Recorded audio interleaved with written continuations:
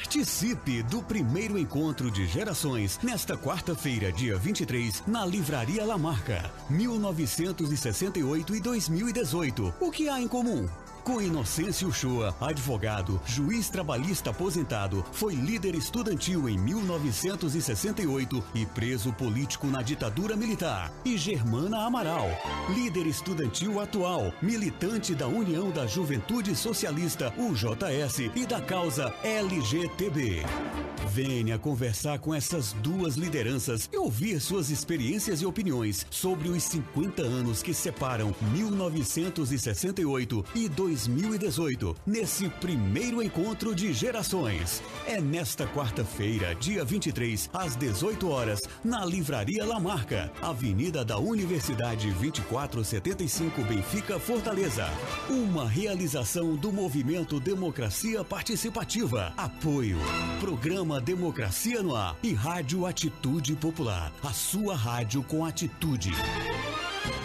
Atitude Popular.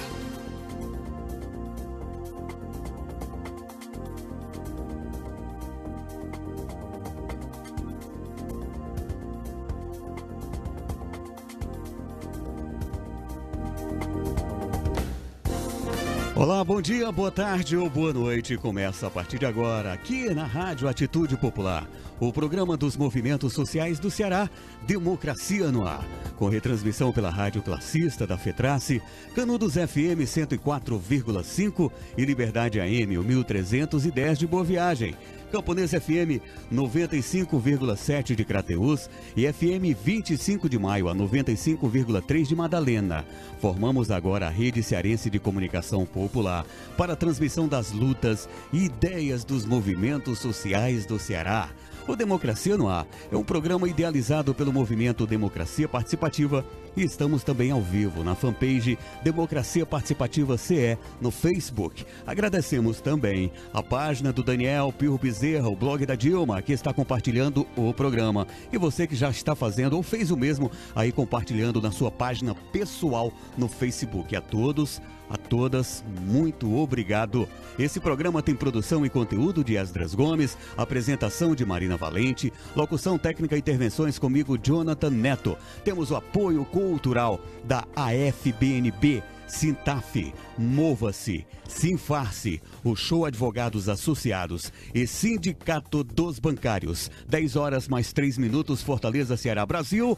E o comando é dela, Marina Valente. Bom dia. Bom dia, Jonathan Neto. Bom dia a vocês que estão acompanhando através das nossas rádios parceiras e elas que têm esse importante trabalho de levar cada vez mais longe a voz dos movimentos sociais. Bom dia a você que está aí no Facebook, através da página Democracia Participativa CE, curtindo, compartilhando e comentando. Afinal de contas, vocês também são comentaristas desse programa. E hoje, mais do que nunca, porque nós não estamos aqui com a nossa comentarista de todas as segundas-feiras, professora Sandra Helena. Ela está ali cuidando da mãezinha dela, o que é uma coisa maravilhosa, porque é muito bom a gente ter esse momento de carinho com as nossas mães. E não está podendo estar aqui com a gente hoje, mas vai estar presente aqui com certeza de alma e coração na bancada de hoje. Então, o serviço de comentários aí vai ficar com vocês aí que estão em casa. Vamos lá. Vocês vão fazer o papel de comentarista mais do que nunca. Mas o programa de hoje recebe o João Alfredo, político cearense, ambientalista e professor de Direito, para conversar sobre o impacto ao meio ambiente com o golpe de 2016, mas também uma coisa que o João Alfredo tem muito forte, que é essa coisa do espaço comum, da vivência da cidade. É uma coisa que você sempre defende, né, através das suas ações políticas, e a gente também vai conversar um pouquinho sobre isso. Seja bem-vindo, João Alfredo. Muito obrigado, Marina, muito obrigado, Souza, Edras, todos que fazem, né, o programa Democracia Participativa. É um prazer muito grande. Fico triste da Sandra não estar aqui, era uma oportunidade de revê-la. De qualquer jeito, manda aqui um abraço para ela e também desejando que esteja tudo bem com a mãe dela. Gente que tem mãe já mais idosa, realmente tem que ter esse cuidado maior. E estou aqui às suas ordens para a gente fazer um debate, né, sobre esse momento da conjuntura tão difícil que a gente está vivendo, mas que exige de nós muita firmeza e muita resistência. A Sandra já entrou, inclusive, aqui no ar com a gente, falando: bom dia, Marina, querida. Bom dia, querido João. Estou aí com vocês de coração. Em nova oportunidade, divido a mesa com esse grande companheiro de luta. Bom programa. Obrigada, professora Sandra Helena. E a Maria do Socorro está dizendo aqui, dando o alô dela de Garanhuns, Pernambuco. Dando um bom dia, um cheiro grande aí para Pernambuco, já na área, no nosso programa. Ela aí que nos acompanha todo dia. Vamos ao nosso giro? Vamos girar. Democracia no ar. Atitude Popular. Giro de notícias. A Associação dos Funcionários do Banco do Nordeste do Brasil, a AFBNB, está com um novo layout no jornal Nossa Voz e no site da entidade. A intenção é buscar melhorar a comunicação com a base e adequar os veículos de informação às novas plataformas. O site, nessa nova versão, que está no ar desde a semana passada, foi programado para ter melhor acessibilidade em tablets e smartphones, facilitando o acesso dos associados às informações de sua entidade, onde quer que ele esteja.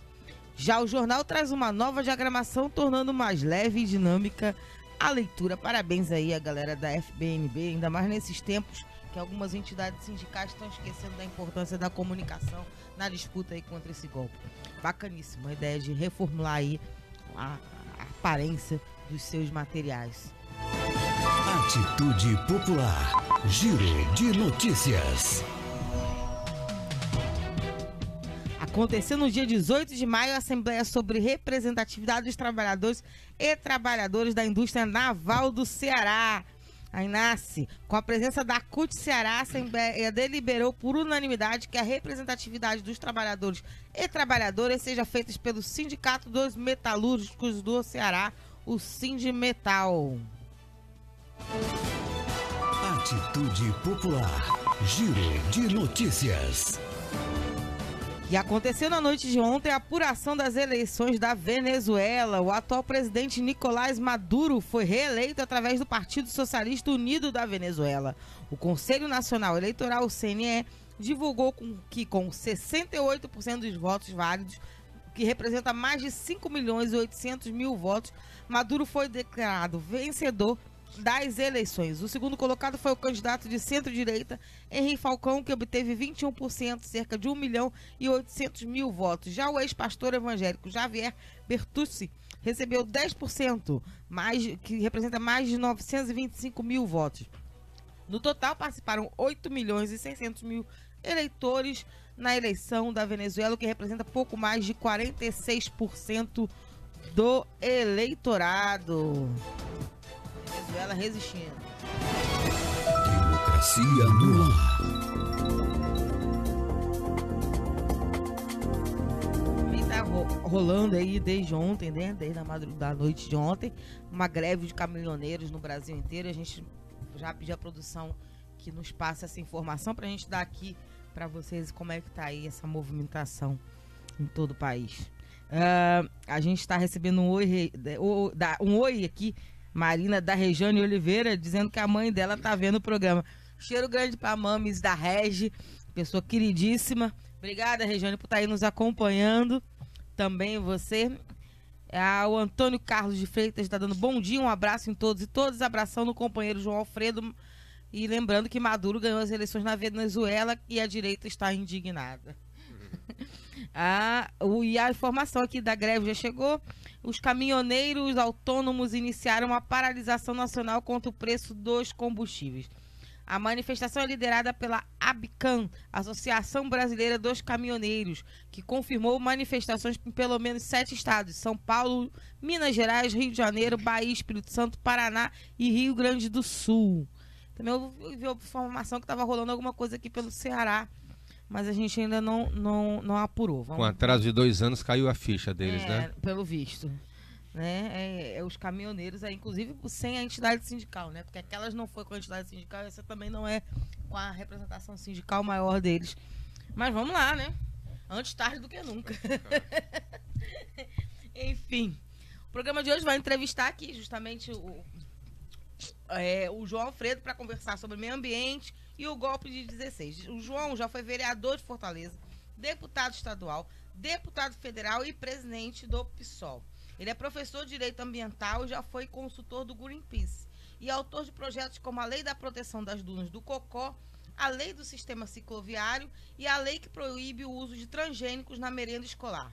Como deputado, se destacou como relator da CPI da Terra. Nos anos 80, foi advogado de sindicatos de trabalhadores rurais. João, essa sua trajetória, a gente vê até pelas leis, tem muita relação com a conservação de alguns espaços ambientais, inclusive em área urbana, né? Então essa luta sua pela questão das dunas do Cocó foi uma coisa muito forte, né? A questão também ali do Parque do Cocó, você esteve envolvido nas manifestações que aconteceram mais recentemente, por conta de que haviam obras que a prefeitura queria fazer naquela região. Queria que você falasse um pouco disso, né? Sobre porque nós estamos num momento que esse golpe está trazendo à tona talvez o pior das pessoas, né? Muita gente destilando ódio, as pessoas estão com dificuldade de conviver umas com as outras. Eu queria que você fizesse essa reflexão do uso do bem comum, né? Da divisão dos espaços, da sociabilidade, né? Do conviver dentro dos espaços, dentro do meio ambiente, do espaço urbano, aqui para os nossos ouvintes, para a gente começar essa conversa. Bom, em primeiro lugar, acho que é importante, assim, eu queria, vamos dizer, partir do geral, mas para chegar no específico, tá? Uhum. E até chegar à Fortaleza. Mas, assim, primeiro, falar do golpe, né? Do golpe institucional, parlamentar, midiático e judiciário, né? Que já tem 2 anos no nosso país, ó, e que, evidentemente, que essa é uma situação, tá certo? Que tem causado em todos os campos, né? Campos que eu digo da área dos movimentos sociais, populares, ambientais, indígenas, retrocessos muito significativos, não é? E que, assim, chamam a atenção, vamos dizer, de todos nós, militantes de um campo, né, da esquerda, tá certo? Né, para essa resistência, não é? E para o desvendamento todos esses aspectos que estão aí colocados. Ó. Eu queria ir um pouco atrás, inclusive, né? Pensar nos 2 governos do Lula, no governo Dilma, primeiro governo, e no início até acontecer, né, o impeachment. Né? Quer dizer, o impeachment sem causa, a gente sabe disso, né? Como também a prisão do Lula é uma prisão sem causa. Né? Portanto, uma prisão política, não uma prisão jurídica. Né? O que acontece é o seguinte... Quando o Lula se elegeu, e essa época eu era deputado federal pelo PT, né, foi numa postura de composição política com o centro e setores, inclusive, da centro-direita, e composição política econômica, social, com setores do capital. Então você tinha um governo, né, em que, ao lado de militantes históricos das lutas sociais, naquele tempo Marina ainda não tinha descambado para essa posição de direita que ela depois veio assumir, não é? Na área de meio ambiente, Miguel Rosseto, do Rio Grande do Sul, do campo da esquerda do PT no Ministério do Desenvolvimento Agrário, mas você tinha também do outro lado, tá certo? Na agricultura, o Roberto Rodrigues, né? Um quadro importante do agronegócio brasileiro, né? Um quadro, vamos dizer, dirigente, né? E isso, tá certo? De alguma forma, né? Criou uma tensão dentro do governo, ó. Então nós tivemos, eu diria, uma política ambiental contraditória dos governos do PT. Contraditória, evidentemente, significa dizer que teve avanços, né, que tinha vamos dizer, uma permeabilidade, uma possibilidade de diálogo, de influência nessas disputas que se estabeleciam na sociedade e até dentro do próprio governo. Algumas derrotas importantes nós sofremos, né, naquela época, que inclusive foi a própria regulamentação dos transgênicos, que houve uma divisão grande dentro do governo. Mas o que acontecia é que você tinha as conferências de meio ambiente, você tinha uma possibilidade de mobilização maior, né? Então, eu acho que isso é uma questão. Quando há o golpe, tá? O golpe ele não se dá contra um governo, ele se dá para implementar, ou tentar implementar, um programa máximo da burguesia brasileira, né? Agrária, industrial, financeira, um programa que não se abre para nenhuma mediação, um programa claramente, né, de retrocessos e um programa que não permite, né, portanto, esse processo de tensionamento por dentro e por fora da sociedade. Né? Então, essa é a primeira questão. A segunda questão é que nós não podemos analisar a questão ambiental unicamente dentro do Ministério do Meio Ambiente. Ela tem que ser analisada dentro, né, do conjunto do governo, dentro das suas propostas de desenvolvimento, inclusive na influência, né, que esse governo e esses setores têm no Congresso Nacional e no Judiciário. Né? Então a gente não, por exemplo, na medida em que o golpe ele tem toda essa configuração, tá certo? Ele não foi um golpe militar clássico, como foi o golpe de 64, um golpe civil-militar. Mas ele foi um golpe engendrado, tá certo? Pelo vice de então, né, o Temer, né, que vinha na aliança, né, isso mostra essa contradição do PT, né, que era o Michel Temer, com uma maioria, que eu diria, corrupta e reacionária, conservadora do Congresso Nacional, né, e com as bênçãos do Supremo Tribunal Federal. O STF tem uma participação importante nisso. Se não fosse o STF, nós também não teríamos esse golpe. Seja porque não fez nada com o Moro quando o Moro vazou, né, os áudios da presidência da República, né, portanto, seja porque nunca analisaram as ilegalidades do impeachment, seja porque, entendeu, tem mantido o Lula preso nesse momento e impede, inclusive, a discussão de uma ação de declaração de constitucionalidade. E é óbvio também, claro, o papel importante da grande mídia, em especial da Rede Globo. Então, tudo isso está de forma conjunta, né? E nesse momento, se a gente voltar para essas questões, né, de natureza ambiental, nós tivemos e estamos tendo retrocessos muito grandes, né?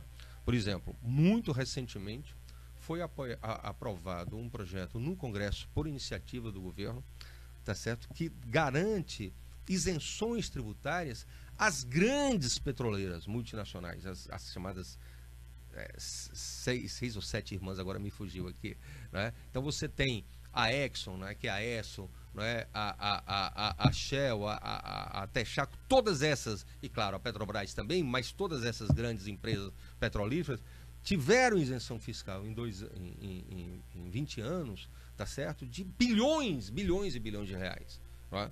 Quer dizer, ali, a um tempo só, você tem um favorecimento de um setor que é um dos setores mais poderosos do mundo. As grandes indústrias petrolíferas estão entre as maiores empresas do mundo, né, com termo de faturamento, né, e de presença no mundo todo, e um golpe contra a questão ambiental, porque com isso você atrasa a transição para as energias renováveis, apostando exatamente no combustível fóssil, que é o petróleo, tá certo, para continuar essa poluição. Então esse é um dado importante, que o Congresso Nacional, né, aprovou essa proposta muito rapidamente, que é uma contradição com o fato de que o Brasil assinou, né, em Paris um acordo para diminuir a emissão de gases do efeito estufa, principalmente do gás carbônico, né, que é exatamente emitido principalmente pela indústria fóssil. Se a gente vai para dentro do Supremo Tribunal Federal, nós tivemos um retrocesso imenso, muito recente, que foi justamente, tá certo, o julgamento da inconstitucionalidade do Código Florestal.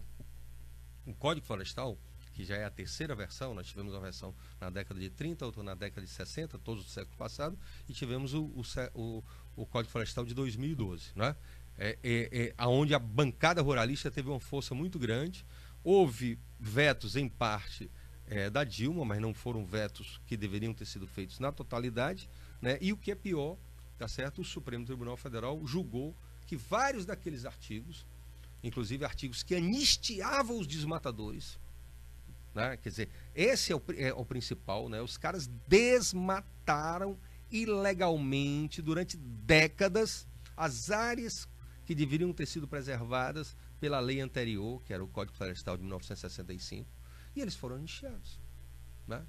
Eles tinham multas que nunca pagaram de bilhões de reais, bilhões, e eles foram anistiados. Então, isso no âmbito do Supremo. E no âmbito da Câmara, para não falar demais e a gente continuar o debate, no Congresso Nacional, né, se está gestando alguns projetos criminosos, a palavra é essa, criminosos. O chamado pacote do veneno, tá certo? Que tem, inclusive, criado uma reação muito grande, até dos artistas. A minha entidade, que eu faço parte, que é a Associação dos Professores de Direito Ambiental do Brasil, saiu com a nota acerca disso. A Anvisa saiu, o Instituto do Câncer, eles querem tirar o controle que o Ministério da Saúde e o Ministério do Meio Ambiente tem sobre os agrotóxicos, né? O Ministério da Saúde através da Anvisa e do Meio Ambiente através da IBAMA. Jogar que o controle só é feito agora, só seria feito pelo Ministério da Agricultura, que é um ministério sempre dominado por ruralistas, infelizmente desde o governo da Dilma, do Lula, com o Roberto Rodrigues, da Dilma com a Cátia Abreu e agora com o MAGE, né, o Blário MAGE, tá certo? Então tira o meio ambiente e a saúde dessa análise, né? E libera agrotóxicos que são proibidos em várias partes do mundo, que tem um impacto imenso, grave com a saúde. A gente já vive um processo de contaminação. O Brasil é o maior consumidor de agrotóxicos do mundo, tá certo? Mas tem havido alguma resistência dos movimentos ambientalistas, do MST, tá certo? E a gente tem algumas áreas que são livres de agrotóxicos ainda, com a agroecologia, com a agricultura orgânica, mas a gente sabe como isso, infelizmente, né, ainda pode piorar. E, para concluir, um senador, Assis Gurkais, é um nome bem diferente, tá certo? Lá de Rondônia, está propondo acabar praticamente com o licenciamento ambiental. Ou seja, está entendendo, todas as obras de interesse do capital imobiliário, do agronegócio, do capital industrial, da parte de energia, não vão precisar praticamente de licenciamento. Para se ter uma ideia, tá certo? Para quem não acompanha isso, essa é a minha área de estudo, tá certo? Quando você vai licenciar uma obra, você tem que ouvir a FUNAI para saber se tem povos indígenas, você tem que ouvir a Fundação Palmares para saber se tem quilombolas, tá certo? Ou seja, você tem que ouvir o IFAM para saber se tem patrimônio arqueológico. Nessa proposta, nenhum desses órgãos é ouvido, né? E se demorar um pouquinho, o licenciamento é chamado licenciamento flex, entendeu? É o licenciamento rápido que é feito, né? Se em 2 meses se não der os pareceres, então aquilo tudo é liberado. Num país onde a gente teve uma das maiores tragédias ambientais do mundo, que foi o caso de Mariana. Então a gente vive esse processo. Mas por outro lado, tá certo? A gente tem resistência, né?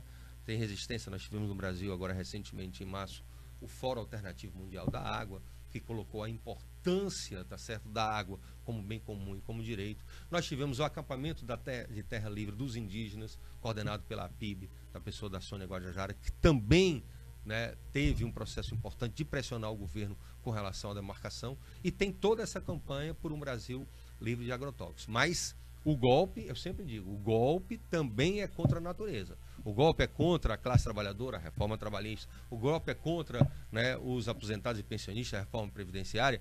Mas o golpe também é contra a natureza, é contra os povos indígenas, é contra as comunidades tradicionais. O Lincoln está dizendo aqui, sempre assim, a direita não se conforma em perder as eleições. Ele estava se referindo já quando a gente falou da questão da Venezuela. A Maria de Fátima Araújo Chaves está dizendo, oi João, saudades. A Beth e Lula da Silva está dizendo, bom dia Beth, seja bem-vinda. E a produção está lembrando que a paralisação nacional dos caminhoneiros autônomos acontece aqui no Ceará, no trecho da BR-020, na altura do 4º anel viário. São cerca de 50 caminhoneiros que protestam contra o aumento no valor do diesel. Na última sexta-feira de 18 de maio, houve elevação de 0,8% no valor dos combustíveis. A paralisação acontece em Maracanaú, em frente ao posto Pioneiro. E o Luiz Sérgio Júnior está perguntando, João, vai sair candidato esse ano? Bom, nesse ano eu quero estar na trincheira, mas apoiando outras candidaturas, não é? Eu tenho conversado muito isso com o pessoal já há algum tempo, no sentido de que a gente possa fazer uma renovação dos quadros de esquerda, e do nosso partido. A gente não pode ficar dependendo de uma ou duas figuras públicas. Nós temos que criar, nós temos que abrir um espaço, né, para essas novas candidaturas. Então, nessas eleições, nós vamos fazer um apoio importante. Eu quero estar na coordenação. Eu, inclusive, estou aqui no intervalo do meu doutorado de sanduíche. Eu, segunda-feira, volto para a Espanha, tá certo? Onde termino o meu estágio lá até final de julho, tá certo? Eu tenho ainda que escrever um artigo que vai ser publicado lá, tá certo? Em julho eu volto, né, definitivamente para o Brasil, retorno definitivamente, e aí quero me engajar na campanha, ajudando a coordenar a campanha do Ailton, nosso candidato a governador, dos nossos 2 candidatos ao Senado, o Jamerson e o Bené, e das nossas candidaturas. Ajudar a reeleger o Renato Roseno, que tem feito um mandato exemplar na Assembleia Legislativa, não é? E trabalhar na perspectiva, tá certo, desses novos quadros que o pessoal apresenta, né? Rodrigo Santaella, Alexandre Costa para deputado federal, Aloysio Santana, o Ari Areia, o Alexandre Macurunga para deputado estadual. Então tem vamos dizer, um elenco, vamos usar essa expressão, de novos militantes e novas militantes que o pessoal e o PCB nessa aliança vão apresentar e que eu quero, assim, ajudar muito, né, nessas eleições. Ok, a gente já está na hora do nosso break, a gente continua conversando na volta. O programa de hoje está entrevistando aqui o João Alfredo sobre a questão ambiental, em especial a questão ambiental em relação ao golpe de 2016. A gente continua aí depois da volta. É com você, Jonathan Neto. Democracia no ar. É isso, nós estamos ouvindo, conferindo, vendo o programa, né, através das rádios e aí do Facebook. Democracia no Ar, que é um espaço dos movimentos sociais do Ceará. Temos o apoio cultural da AFBNB, Mova-se, Sintaf, Sinfarce, o Show Advogados Associados e Sindicato dos Bancários. Estamos ao vivo nas emissoras Atitude Popular, Rádio Classista, Liberdade AM de Boa Viagem, Camponês FM de Crateús e 25 de Maio FM de Madalena. Logo mais, a Canudos FM também, em Boa Viagem, vai reprisar o programa para você. Estamos ao vivo na página Democracia Participativa CE, no Facebook, na página do Daniel Pio Bezerra, o blog da Dilma, e outras tantas páginas pessoais que estão compartilhando o programa Democracia no Ar. A todos, a todas, muito obrigado. Esse programa, Democracia no Ar, é uma realização do movimento Democracia Participativa. Mais 3 segundos e a gente volta em definitivo com a segunda parte do programa de hoje. Conta aí. Atitude Popular. Sua rádio com atitude. 10h30, Marina Valente, segunda parte, como prometido do programa. Comigo mesmo. Aliás, avisando que o Movimento Democracia Participativa vai estar realizando um evento aí, a gente vai divulgar ele melhor amanhã, mas é bem bacana aí. A gente vai discutir um paralelo entre 68 e 2018, então, com convidados maravilhosos. Então, esperem a surpresa que vai ser divulgada amanhã com mais detalhes aqui, porque vai ser interessante participar. E a Nazaré Antero está dando bom dia aqui pra gente. Hashtag Lula Livre. Bom dia, Nazaré, seja bem-vinda. A gente está aqui conversando com o João Alfredo sobre a questão ambiental e o golpe. E também tentando, agora que a gente já foi pro geral, vou puxar você para cá. Vamos sim, vamos, é bom. Eu acho muito porque eu queria fazer isso. essa situação mais da conjuntura, mas vamos pegar a cidade e o estado, que é importante. Vamos sim, porque ainda mais que onde está a relação mais umbilical das pessoas, mais próxima delas, e que a gente está numa sociedade contaminada por sentimentos realmente muito ruins, muito negativos, e aonde o comum não está existindo, né? Então, como você é um militante dos espaços comuns, né, dos espaços, né, de convivência, que pertence a todo mundo, que pertence ao direito da gente da cidade, ao direito da gente ao meio ambiente, eu queria que você falasse um pouquinho dessas lutas que você trilhou aqui em Fortaleza, aqui no estado, da preservação das dunas, da preservação do Parque do Cocó, né? E como talvez a ausência desses espaços influencia nas relações humanas, nas relações da nossa sociedade, nos dias de hoje. Como é que está essa dificuldade que as pessoas estão de conviver, né? Também, que tem uma influência grande na experiência delas de cidade, de ambiente, enfim. Bom, então, assim, eu vou começar aqui por uma boa provocação sua, né, e vou fazer do Estado para a cidade, tá? Que é essa visão, que eu acho que é uma visão, vamos dizer, anticapitalista, né, importante, porque afirma, tá certo, os chamados bens comuns, espaços comuns, patrimônio comuns ou simplesmente comuns, né? Commons, né, numa expressão inglesa mais antiga, né? O que são isso, né? Na verdade, isso tem muito a ver com a compreensão socioambiental, né?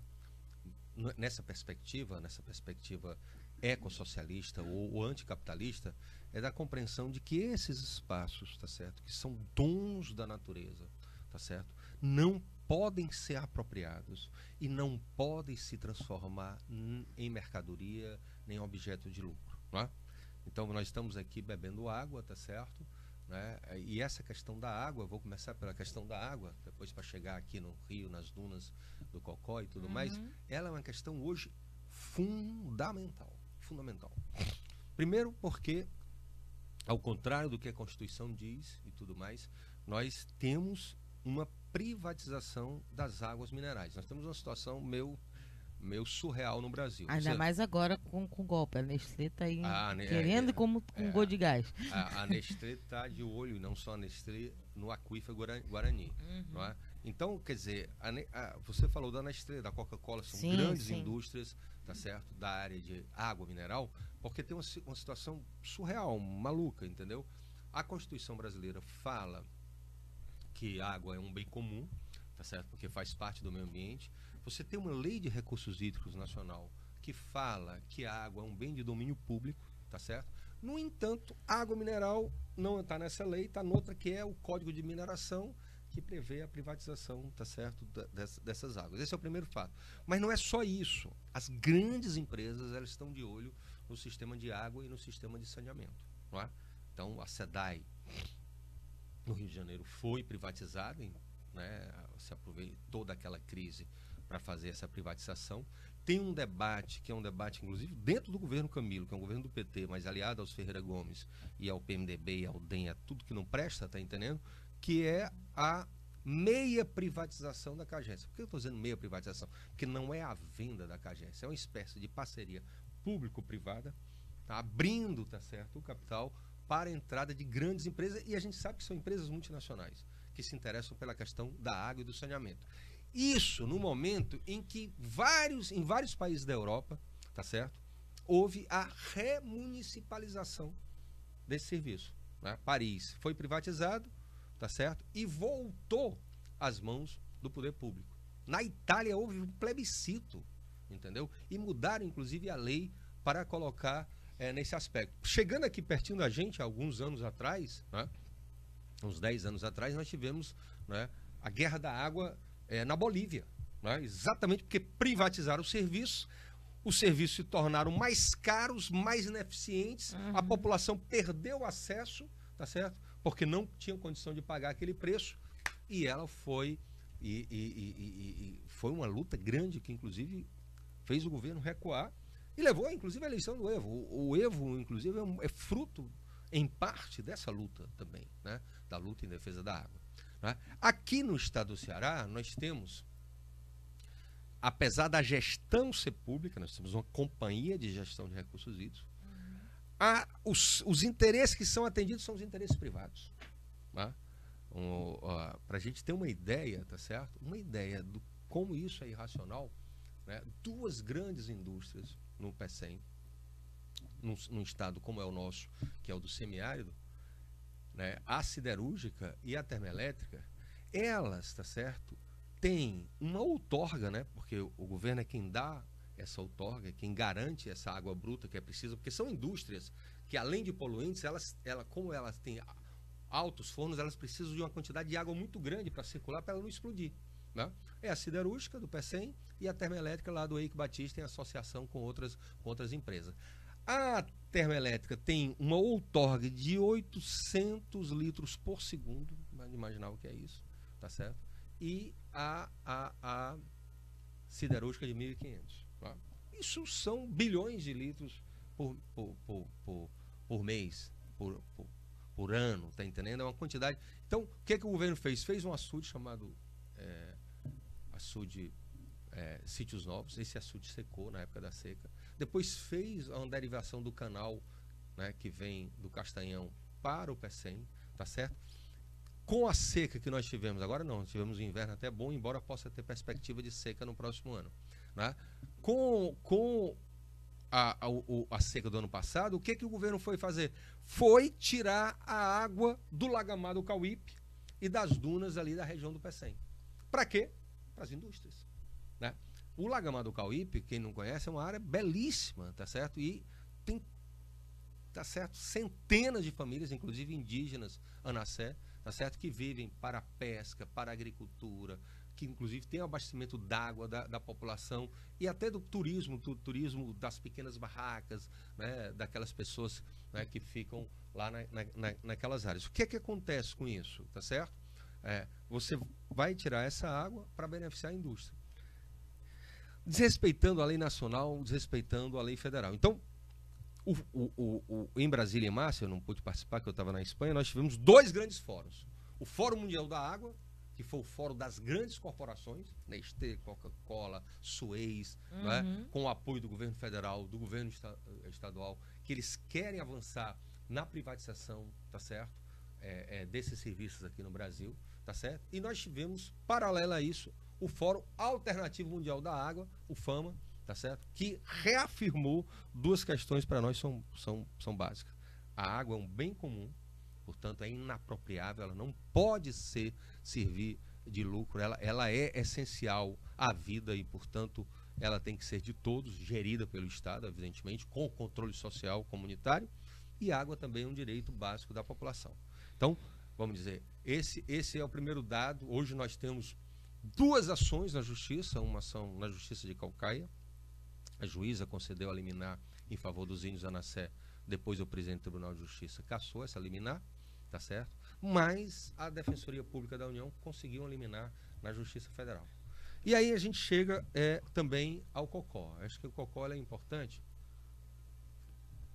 porque 60%, tá certo, do território de Fortaleza, né, é da bacia do Cocó, né? Então os riachinhos drenam tudo para o Rio Cocó, e o Rio Cocó tem essa característica, né?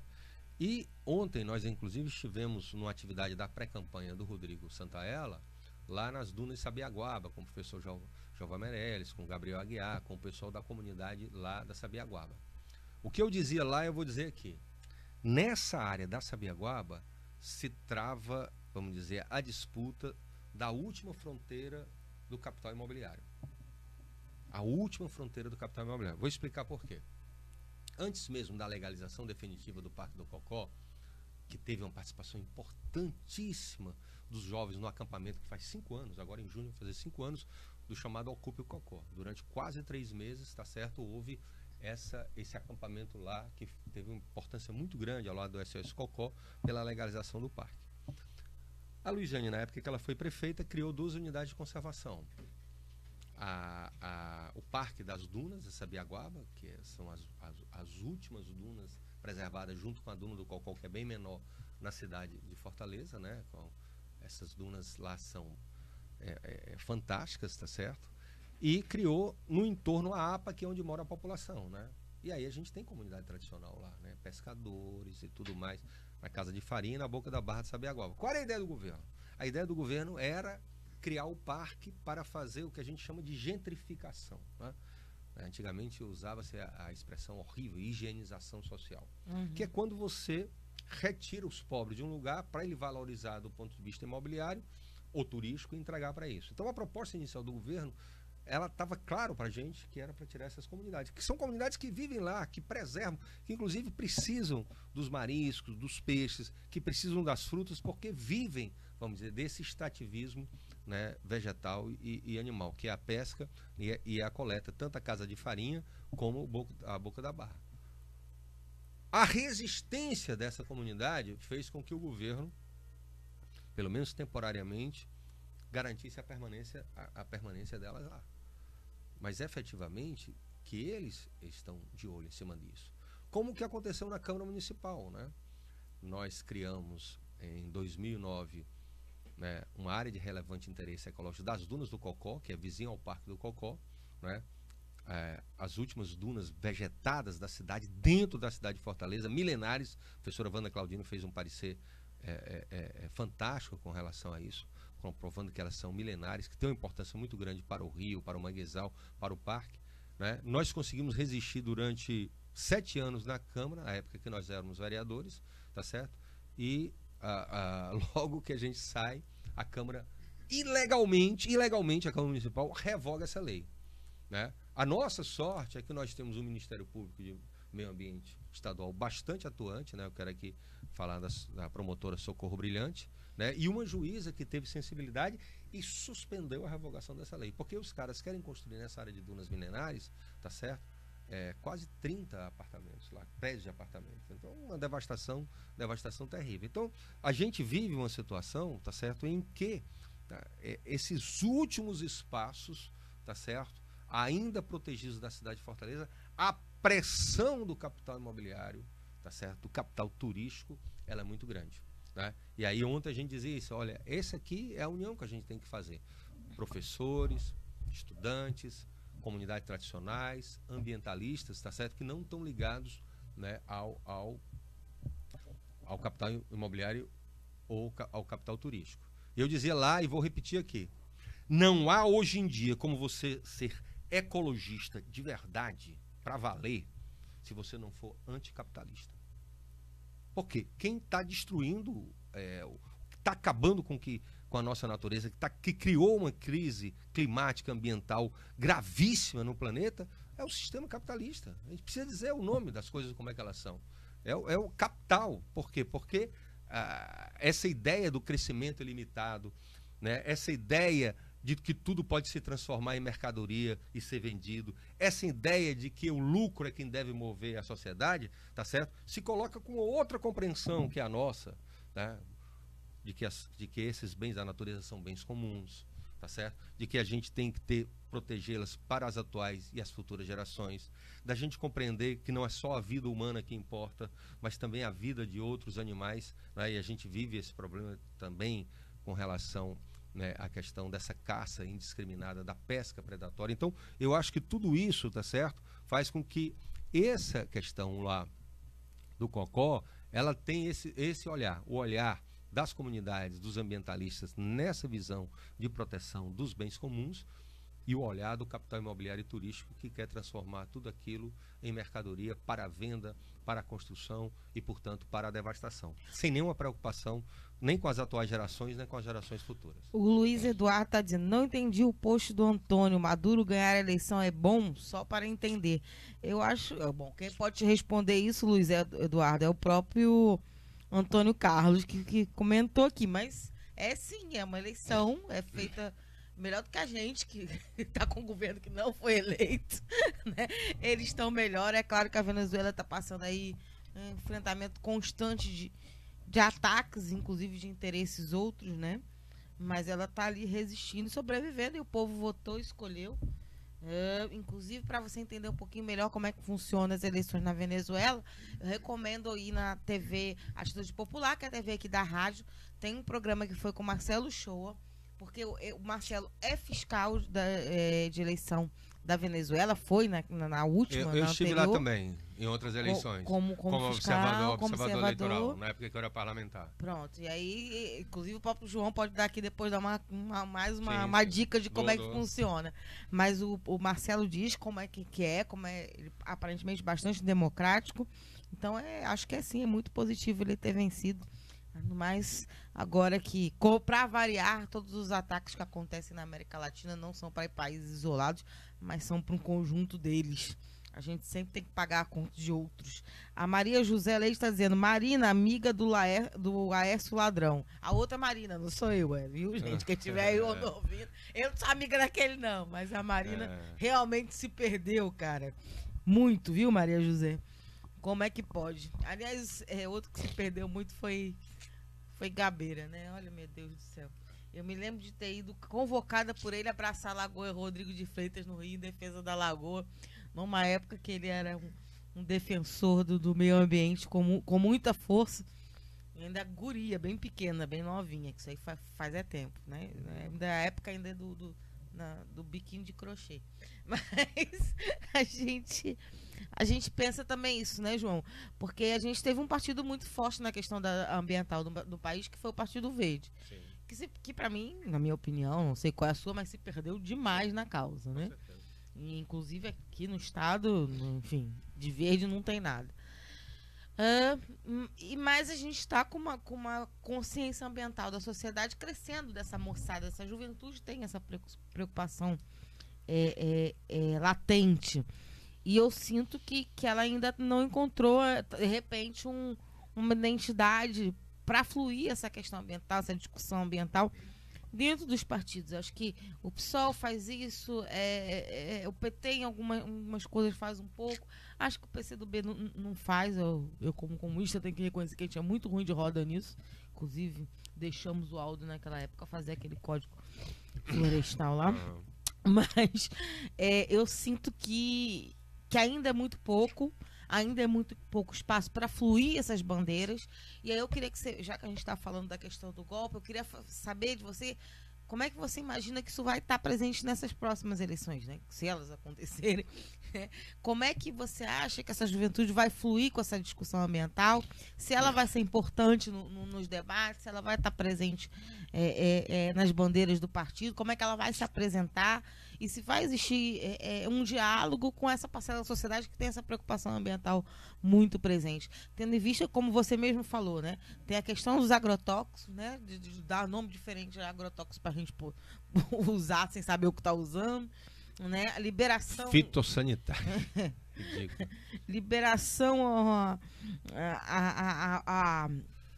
constante a transgênicos, a tentativa da retirada da proteção à reserva de cobre na Amazônia, o ataque à questão das águas, que não vem só através do fórum e dessas grandes companhias como a Nestlé e outras, mas vem também com a tentativa da privatização aí da Eletrobras, que é uma preocupação da privatização da Eletrobras, a questão das usinas que funcionam através de água, ou seja, as bacias de rio.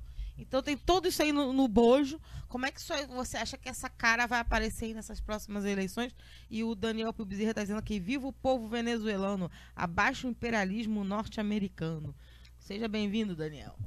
Então, aí tem pergunta aí para outro programa. Eu vou tentar.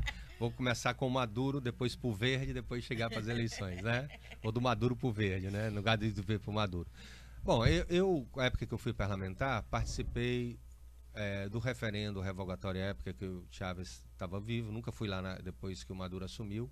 E também estive lá na época das eleições. O que eu posso dizer, pelo que eu observei, que o sistema eleitoral venezuelano, ele é um sistema eleitoral à prova de fraudes. Vou dizer por quê. Aqui você vota e você não sabe, não estou dizendo que tem fraude aqui, mas você não sabe em quem você votou, você não tem uma contraprova. Como é que funciona lá? Eu assisti. Agora a gente está tendo a digitalização, e ela é muito importante. A digitalização. Lá atrás, há mais de 10 anos, já era digitalizado o sistema venezuelano. Então o sujeito chegava para votar, colocava o dedinho lá, entendeu? Aparecia no computador da sessão eleitoral a foto dele e tudo mais para comprovar que ele estava votando. Depois ele ia à cabine. Quando ele ia à cabine, ele digitava o voto dele, tá certo? E ele recebia uma contraprova, como se fosse uma coisa que você vai tirar o saldo num caixa rápido. E ele via, tá certo? O que estava escrito o voto dele. Ele não levava para casa essa contraprova, não levava, tá certo? Por quê? Porque aí podia ser, os chefes vão saber se você votou ou não. Ele jogava aquela contraprova, aquele papelzinho, em outra urna. Ou uma urna, vamos dizer, que guardava essas contraprovas. Para que isso servia? Exatamente para você fazer uma auditoria interna, coordenada pelo Conselho Eleitoral Nacional, tá certo? Com a presença de observadores internacionais. Isso que eu estou dizendo, eu estive 2 vezes, na época que eu era deputado federal, tá certo? E você aleatoriamente escolhia tantas sessões, 20% mais ou menos, e aí batia o resultado que saiu eletrônico com o resultado das folhinhas de papel. E isso, vamos dizer, era tranquilo.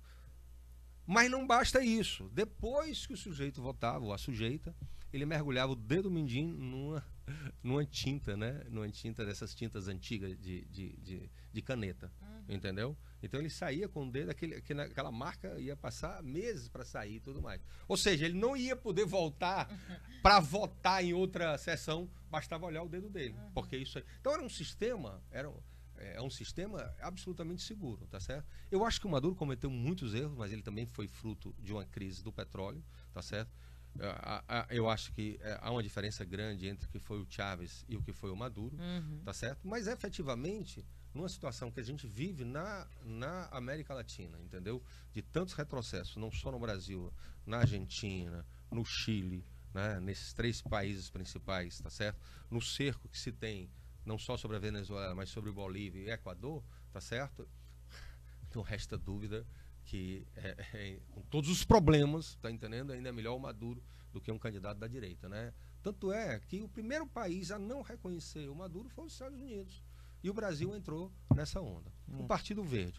O Partido Verde, eu acho que ele traz dentro de si a contradição, né? E eu acompanhei o Partido Verde, que já foi muito amigo do Gabeira, do Lício Vieira, do Mink, entendeu? Quando o Mink saiu do Partido Verde, se filiou ao PT, eu era do PT e tive com ele e tal.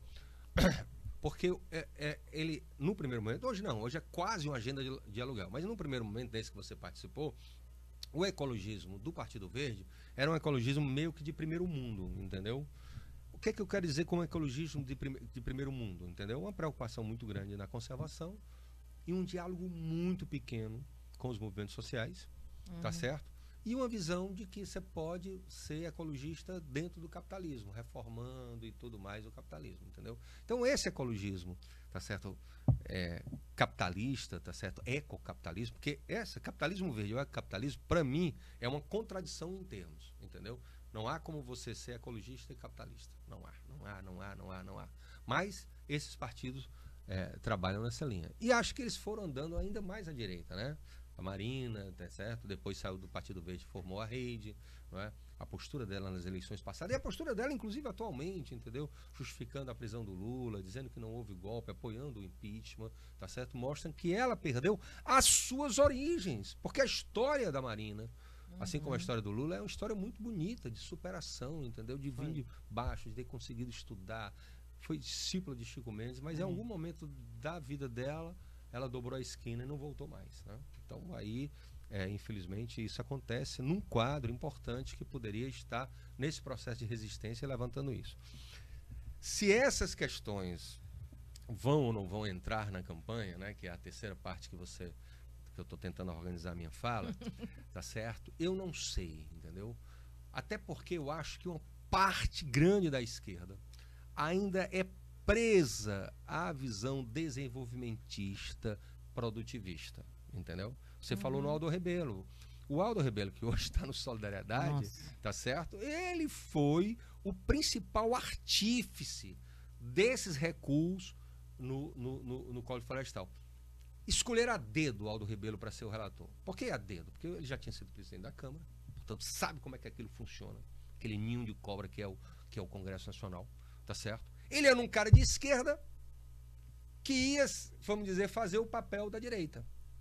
Quem fez o Código Florestal não foi ele. Foi a Confederação Nacional da Agricultura, quer dizer, a Confederação Patronal. Isso ficou claro, entendeu? Eu fui deputado federal. Ali o que existe são lobbies. Né? Qual é o maior partido do Congresso Nacional? Não é MDB nem PT, não. É o Partido Ruralista. Os ruralistas funcionam como um partido. Agora os militares querem fazer o mesmo, entendeu? Com 70 candidaturas no Brasil todo, né? Então esse sistema de lobby funciona assim. E essas grandes confederações, Confederação Nacional da Agricultura, Confederação Nacional da Indústria, elas municiam os seus deputados, bancam as suas eleições, ou reeleições, e através dos seus assessores, né? Por exemplo, a Confederação Nacional da Indústria tem um andar todinho, né? Inclusive o ex-governador Gonzaga Mota trabalhou lá, que é o de assuntos parlamentares, que é onde se faz o lobby, que analisa todos os projetos, tá certo? Que entram lá, que subsidiam os deputados da bancada deles para votar a favor, votar contra ou apresentar emenda, e foi isso que foi feito lá. Então, uma parte da esquerda ainda tem, vamos dizer, ainda está presa a esse paradigma desenvolvimentista, produtivista, tá certo? Que acha que Nós temos que desenvolver as forças de produção, tá certo? Para depois socializar. Mas hoje não existe mais força de produção, existe forças de destruição. O capitalismo já foi em algum tempo, tá certo? Pode ter sido, né? Quando, inclusive, se insurgiu contra o feudalismo e levou a um certo desenvolvimento, entendeu? Alguma coisa de produtivo, né? Hoje ele é destrutivo, hoje não, já há algum tempo. A sua lógica, tá certo? A sua oligopolização, os seus interesses, né? Esse processo em que poucas empresas dominam o mundo todo, inclusive a indústria fóssil, está levando o nosso planeta ao caos, né? A gente vê aqui no Ceará, sempre teve seca no Ceará? Sim, claro, mas elas estão se tornando mais frequentes, mais recorrentes e mais severas. Sempre teve tornados, furacões nos Estados Unidos? Sempre. Mas eles também estão se tornando mais. Então, o que é que as mudanças climáticas em função do aquecimento global, da emissão de gases CO2 faz? Na verdade, potencializa, tá certo, esses fenômenos extremos. E quem paga por isso? É o grande capital? Não, porque ele se movimenta, ele sai de um canto para outro, entendeu? Quem sofre com isso são os mais pobres, que sofrem com a seca, que sofrem com as enchentes, que sofrem com os furacões, que sofrem com a falta de alimento, que sofrem com a falta de água, que sofrem com a desertificação. Então, essas questões têm que ser colocadas. E aí, não é nem fazendo campanha, não, mas eu tenho que dizer da minha alegria, porque eu fui e participei desse processo de termos como co-candidata, né? A gente usa essa expressão, a vice, né? A Sônia Guajajara, né? Que é a coordenadora nacional da APIB, que é a Articulação Nacional dos Povos Indígenas do Brasil, tá certo? E que 518 anos depois, uma indígena participa de uma chapa presidencial, né? E que assume esse programa a partir, inclusive, vamos dizer, da experiência e da vivência, né, das comunidades indígenas e comunidades tradicionais. Ontem eu dizia lá em Sabiaguaba, aqui nós temos o professor Javoy Meirelles, que é uma das maiores autoridades na questão ambiental aqui do estado, e nós temos o Ronieli e a Viviane, tá certo, da comunidade tradicional. O Boaventura chama isso de ecologia dos saberes. O Henrique Leff, que é outro teórico importante, chama de diálogo dos saberes. Ou seja, você tem que dialogar com a ciência, mas você tem que dialogar também com a experiência dessas comunidades tradicionais. E eu acho que é isso que a gente tem que começar a aprender.